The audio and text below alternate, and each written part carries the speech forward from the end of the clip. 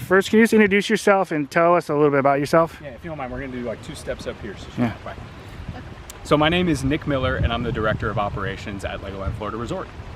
And what does that involve? What exactly do you do? I get to do all the fun stuff. So I'm in charge of the rides, the attractions, customer service, admissions, the parking lot, basically everything that goes into creating a great day at the resort. So what's a typical day for you? There is no typical day.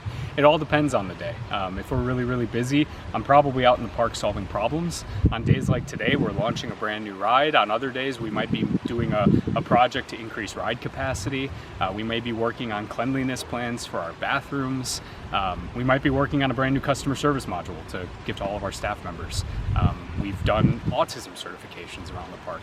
We do everything. I like to call myself a professional problem solver. It's like a jack of all trades? Kind of, yeah. If everything's going well, you don't know we exist. That's the way I like to say it. And how did you come to work for LEGOLAND? I have been a theme park enthusiast since I was like 12 years old. I went on like old chat rooms and forums and stuff like that, and I decided really early I wanted to do this. And I was lucky enough to get hired on by Merlin Entertainments back in 2010. It started at LEGOLAND, California, and I've been doing different attractions that Merlin owns for the last 12 years. I've been here for 5 years. Were you ever here when this was Cypress Gardens? I didn't, but I do have film reel from my grandma who visited in the 70s with my family. So I got to see some old footage from that. It's really cool. So tell us why we're here today. Tell us a little bit about the new ride and everything. So Pirate River Quest is our brand new attraction for 2023. We have restored the Cypress Gardens canalways, which required a lot of work. They were hand dug in the 30s. And because of that, the water level for the lake has risen a lot since then. So we needed to put in all new seawalls. We needed to refill all the land behind them so that they could work for a boat ride again. And then we put Lego Story to it. So we're here in Pirates Cove, which is the section of Legoland that we're in. Brickbeard's Water Sports Stunt Show is right next to Pirate River Quest. So this kind of complements those storylines a little bit. And we also hope that after you're finished with your ride on Pirate River Quest, you're able to come into the Cypress Gardens, because that's another thing that a lot of our guests don't know exists here at the park. And the people who do come to the Cypress Gardens really like them. They're a hidden gem. It's just not something that a lot of people see. So from the start to now, how long did it take to build the ride, get everything ready for it? The whole idea for this ride kind of came up right when we came back from COVID. From there, it took about 1.5 years to build. We had already been doing work on the canals in the gardens previously. That's something that we had been slowly working on for several years. So the rest of that process took about 1.5 years to get together. Was there a main designer behind it, or was it a whole team? It was the whole team. This is really a labor of love, because you've got people who were designing boats for us. We have local contractors who've been working on these gardens for a long time, so they've been part of this project. Obviously, we got Lego involved. They help with storylines. We have our own minifigure that's actually a part of this ride and Brickbeard's Water Sports Stunt Show called Calico Jade.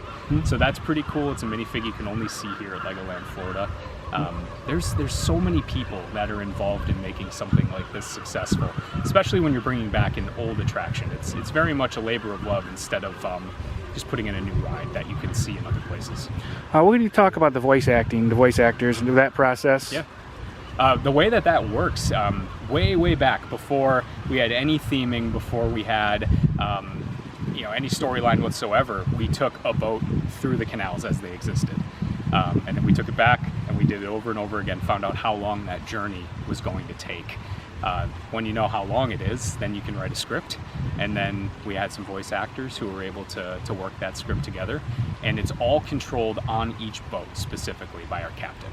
The captain knows when each scene begins, and they're in charge of all that onboard audio themselves. Well, when they had to clean out the canal, was there a lot of debris in there? Yeah. Obviously, there's been a fair amount of storms and hurricanes that have happened to the Cypress Gardens over the years. So when we did go through, we had to take out like some larger trees that had fallen in, who knows how long ago. But the canals themselves aren't particularly deep. They're only about 3 to 4 feet deep at their maximum. So. How do they handle all that with alligators?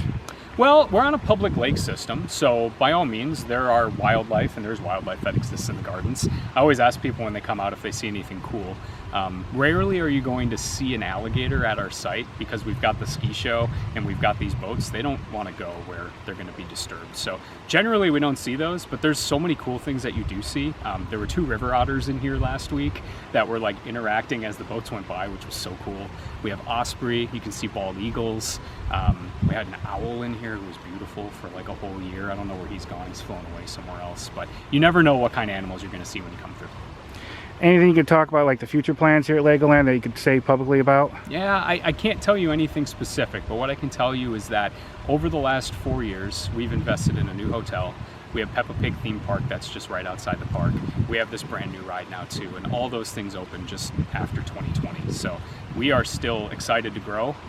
We've changed a lot in the 11 years that we've been open since 2011, and we're really excited to keep growing.